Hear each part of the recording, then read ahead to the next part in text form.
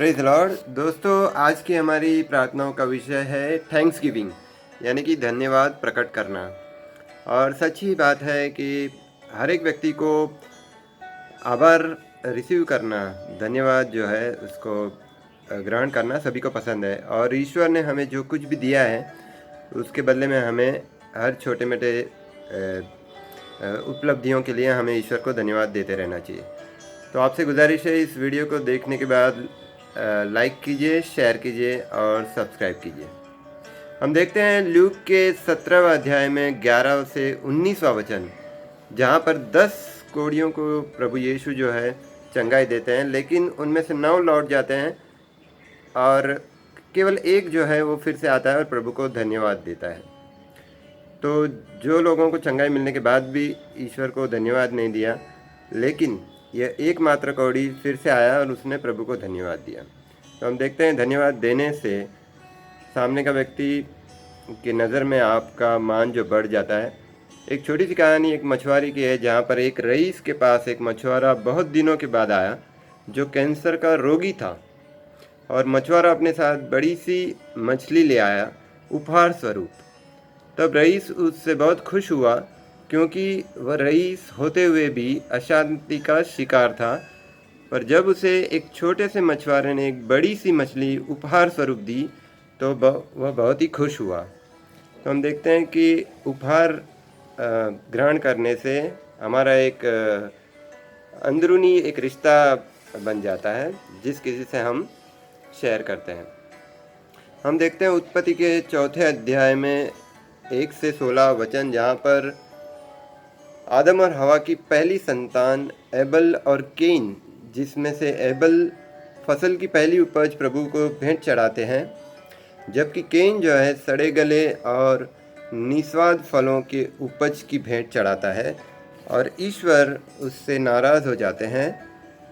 तो सही तरीके से धन्यवाद प्रदर्शित न करने की वजह से केन पर प्रभु का क्रोध बरसता है।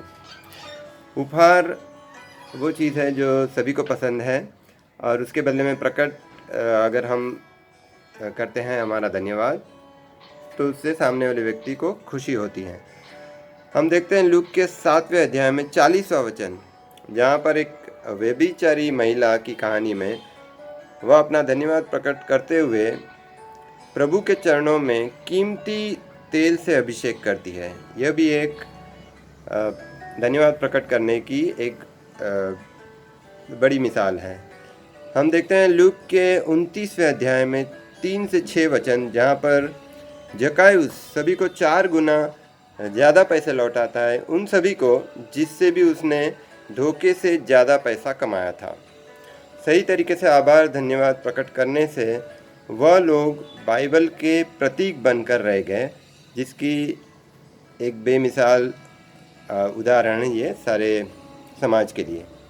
हम देखते हैं यूहन्ना के 6 अध्याय में 11वां वचन, प्रभु यीशु ने केवल 5 ब्रेड और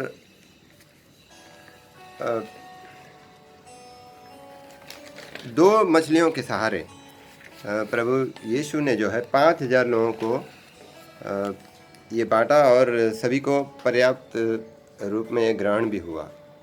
तो ये भी एक गहरी मिसाल है धन्यवाद प्रकट करने की, जहाँ पर लोगों ने प्रभु ने सिर्फ 2 मछलियों और 5 ब्रेड के सहारे प्रभु को धन्यवाद देते हुए इन 5000 लोगों को खाना बांटा। हम देखते हैं नेहमिया के 12वें अध्याय में 46वां वचन, दाऊद के समयकाल में ईश्वर की स्तुति आराधना करने वाले गायकों के लिए निर्देशक हुआ करते थे, जो उन्हें ठीक तरह से गायन और संगीत द्वारा ईश्वर की आराधना के लिए आभार और धन्यवाद संगीत और गायकी के माध्यम से सिखाते थे। तो हम देखते हैं ईश्वर को हम हर एक स्वरूप में आभार प्रकट कर सकते हैं, और ईश्वर हमारे आभार प्रकट करने से हम पर खुश होता है। हमें जो चाहिए हमारी प्रार्थना द्वारा दे सकते हैं। हम साथ ही साथ देखते हैं आभार प्रकट करने के बहुत सारे फ़ायदे और लाभ हैं। ईश्वर आपको आभार व्यक्त रूप से जानने लगते हैं जब हम हमारा धन्यवाद प्रकट करते हैं। आभार व्यक्त करने से हम ईश्वर के सानिध्य में उपस्थित रहते हैं। हमें निरंतर ईश्वर की उपस्थिति का अनुभव होता है। धन्यवाद प्रकट करने से ईश्वर ही नहीं, हर कोई हमसे प्रसन्न होता है, चाहे छोटा या व्यक्ति हमसे बड़ा भी हो। हम देखते हैं आपके आभार प्रकटीकरण से ईश्वर आपसे प्रभावित होते हैं और हमारी प्रार्थना सुनते हैं। हमारा आध्यात्मिक जीवन आभार व्यक्त करने से संतुलित रहता है और हमारा जीवन प्रार्थनामयी भी रहता है।